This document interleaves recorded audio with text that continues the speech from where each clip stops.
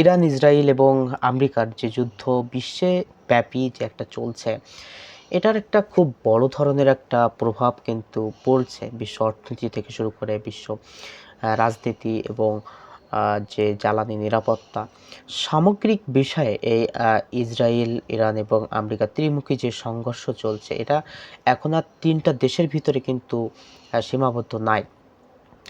এই যুদ্ধটা এটা এমন একটা পর্যায়ে চলে যাচ্ছে যে আ কোনো একটা পক্ষ চাচ্ছে, বিশেষ করে ইসরায়েল কিন্তু এটা চাচ্ছে যে বিশ্বব্যাপী ছড়িয়ে পড়ুক।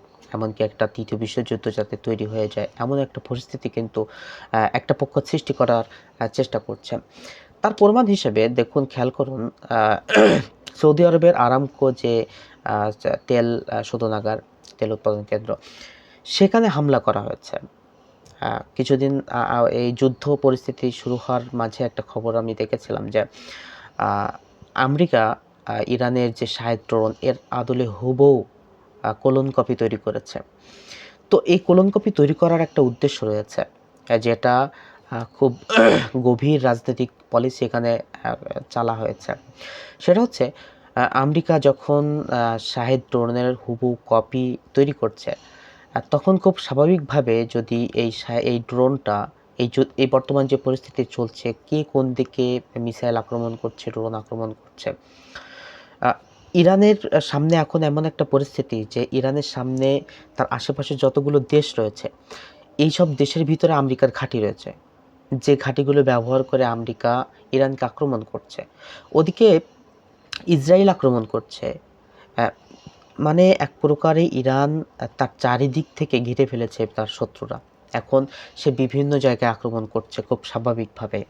কিন্তু একটা জিনিস, ইরানের এই আক্রমণের ক্ষেত্রে একটা পলিসি তারা অবলম্বন করেছে যে কোনো দেশের, তার পার্শ্ববর্তী কোনো দেশের আ সাধারণ মানুষের যে অবকাঠামো কিংবা তাদের অর্থনৈতিক অবকাঠামোগুলো, সেখানে তারা আক্রমণ করবে না। এটা তারা আগেই ঘোষণা দিয়েছিল। কিন্তু আ তাদের আশেপাশের দেশগুলোতে, বিশেষ করে তাদের শত্রুদের যে আ আ বা ঘাঁটি, সেনা ঘাঁটি, সেগুলোতে তারা আক্রমণ করবে। সেগুলোতে আ বৈধ লক্ষ্যবস্তু তারা করেছিল। তারা অনেক আগে থেকেই এটা ঘোষণা দিয়ে আসছিল। কিন্তু একটা বিষয় হচ্ছে, এই যে যুদ্ধটা এখন চারিদিক থেকে তাকে, ইরানকে এটা মোকাবেলা করতে হচ্ছে। তো এর ভিতরে এই যে আমেরিকা এবং ইসরায়েল মিলে এই যে আ ইরানের ক্লোন কপি ড্রোন তৈরি করেছিল, তারা এই ড্রোনটাকে ইউজ করেছে সৌদি আরবের বিরুদ্ধে। তাদের তেল শোধনাগারে হামলা করেছে। তো হামলা করে এরা কি করতে চাচ্ছে যে সৌদি আরব মুসলিম বিশ্বের ভিতরে একটা আ নেতৃত্ব স্থানীয় পর্যায়ে রয়েছে। তো যখন তাদের দেশে এরকম একটা অর্থনৈতিক ইকোনমিতে আঘাত করে, তখন খুব স্বাভাবিকভাবে সেই দেশেরও কিন্তু একটা প্রতিক্রিয়া আসাটা খুব স্বাভাবিক। তো এই আমেরিকা এবং ইসরায়েল চাচ্ছে সেই প্রতিক্রিয়াটা। যাতে তাদের আশেপাশের মুসলিম দেশগুলো যাতে একত্রিত হয়ে ইরানের বিরুদ্ধে যুদ্ধ করে। তো এটা যুদ্ধ করার জন্য এই এই এই তাদের ইরানের একটা ক্লোন ড্রোন তারা তৈরি করে সেই ড্রোনটা ইউজ করেছে সৌদি আরবের তেল ক্ষেত্রে ড্রোন আক্রমণ করে তারা বুঝাতে চাচ্ছে যে আ ইরান তাদেরকে আক্রমণ করেছে, তাদের অর্থনৈতিক অবকাঠামোতে আক্রমণ করেছে। তো এই পরিস্থিতিতে তাদেরও ইরানে আক্রমণ করা উচিত। এরকম একটা পরিস্থিতি, এরকম একটা সিচুয়েশন তারা তৈরি করতে চাচ্ছে। আরেকটা বিষয়, এই ঘটনার কিছুক্ষণ পরে কিন্তু এই বিষয়টা কিন্তু ফাঁস হয়ে গিয়েছে যে আ আ সৌদি আরবের তেল ক্ষেত্রে ইরান না, এখানে ইসরায়েল আক্রমণ করেছে। এটা কিন্তু প্রকাশিত হয়ে গিয়েছে। আরেকটা বিষয়, আরেকটা খবর কিন্তু আ আ এই যুদ্ধ চলাকালীন ভিতরে আরেকটা খবর বেশ আ আ ভাইরাল হয়েছিল বিষয়টা। বিষয়টা হচ্ছে যে আ আমেরিকাকে আমেরিকা এখানে ইরানে আক্রমণ করতে চায় নাই। কিন্তু এই সৌদি আরব এবং ইসরায়েল এরা মিলে, বিশেষ করে মোহাম্মদ বিন সালমানের কথা বারবার উঠে আসছে। তাদের এই মিডিয়ার ট্রায়ালের মাধ্যমে, মিডিয়া কুর মাধ্যমে তারা এই জিনিসটা ফোকাস করার চেষ্টা করছে যে সৌদি আরবের প্রিন্স মোহাম্মদ বিন সালমান, তিনি এক প্রকারের ডোনাল্ড ট্রাম্পকে রাজি করিয়েছে ইরানে আক্রমণ করার জন্য। তো এই খবরটা এখানে এইভাবে ছড়ানোর একটা উদ্দেশ্য রয়েছে। যখন এই জিনিসটা যদি ইরান বিশ্বাস করে, তাহলে তারা তাদের রাগ, ক্ষোভ এই সৌদি আরবের উপরে আ নিক্ষেপ করবে, তাদের উপরে এই রাগগুলো বর্ষণ করবে। তো এটা করলে হবে কি, তারাও একটা আক্রমণ করবে। পাশাপাশি যখন সৌদি আরব ইরানের উপর আক্রমণ করবে, আশেপাশের যে জর্ডান, ইউএই, এই দেশগুলো তখন কিন্তু একজোট হয়ে আবার ইরানের উপর আক্রমণ করবে। তো বেসিক্যালি হচ্ছে কি, কাঁটা দিয়ে কাঁটা তোলার মতো একটা পরিস্থিতি আমেরিকা এবং ইসরায়েল তারা তো সৃষ্টি করার চেষ্টা করেছে, যে মুসলিমদের দিয়ে মুসলিমকে ঘায়েল করার তারা একটা প্রচেষ্টা, কিন্তু চেষ্টা অব্যাহত রেখেছে আর কি এই জিনিসটা। তো এই যে দুটো ঘটনা, এই যে দুইটা একটা ফলস নিউজ।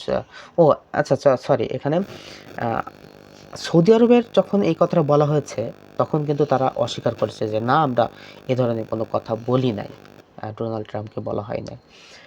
তো বেসিক্যালি এই যে দুইটা অপকৌশল তারা চেষ্টা করলো বাস্তবায়ন করার জন্য, যুদ্ধ পরিস্থিতিকে চেঞ্জ করে দেওয়ার জন্য, এখানে এই মুসলিম দেশগুলোকে ইরানের যুদ্ধে জড়ানোর জন্য চেষ্টা করলো। একটা হচ্ছে কোলন ড্রোন সৌদি আরবের উপরে আক্রমণ করলো, দ্বিতীয়ত হচ্ছে একটা ভুয়া তথ্য ছড়িয়ে এই যুদ্ধ পরিস্থিতিকে বৃহৎ আকারে সৃষ্টি করার চেষ্টা তারা করলো। দুইটা খবরই কিন্তু, দুইটাই যে অপকৌশল, এটা কিন্তু ব্যর্থ হয়ে গিয়েছে। এ ধরনের আরও অনেক ঘটনা ঘটতে পারে। ইরানকে সামনে কি হয় সেটা আসলে সময়ের বিষয়, সময়ে বলে দিবে যে সামনের এই যুদ্ধ পরিস্থিতি কোন দিকে মোড় নেয়।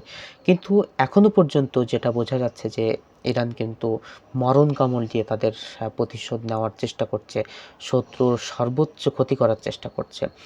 এখানে একটা বিষয় হচ্ছে, ইরানকে যদি তার আশেপাশের দেশগুলো এই যে মিসাইল আক্রমণ করছে ইসরায়েলে, কিংবা তাদের আমেরিকার ঘাঁটিগুলোতে যে মিসাইল আক্রমণ করছে, এইগুলো তার আশেপাশের দেশগুলো থেকে এই তাদের মিসাইলগুলোকে ইন্টারসেপ্ট করতেছে, যেটা বেসিক্যালি ইরানকে অনেক বাধা পেরিয়ে যে তারপরে ইসরায়েল আক্রমণ করতে হচ্ছে।